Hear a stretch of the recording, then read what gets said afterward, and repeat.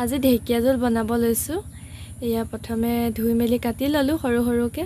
তাৰপাছত ঢেকীয়া জোলত দিবলৈ মাছ ফ্ৰাই কৰিছোঁ আৰু এইফালে মাছ পাতত দিছোঁ। আমি এনেকৈয়ে মাছ পাতত দিওঁ। তাৰপাছত এইফালে ভাজিৰ কাৰণে কুন্দুলি কাটি ল'লোঁ। মাছ ফ্ৰাই কৰা তেলখিনিতে নহৰু 4 ফুটা দি দিলোঁ।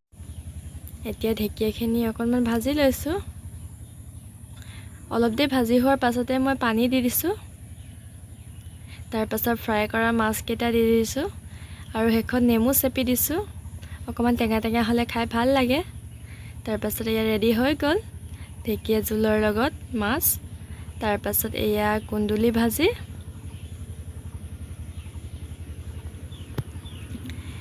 এতিয়া লৈছোঁ পাতত দিয়া মাছখিনি। তাৰপাছতে ভোট জলকীয়া এটা লৈছোঁ আৰু নেমু এটুকুৰা লৈছোঁ। আজি ৰাতিৰ ভাত সাজ এনেকৈয়ে খালোঁ। আজিলৈ বিদায়। আপোনালোক অন্য এটি ভিডিঅ'ত লগ পাম। Bye bye.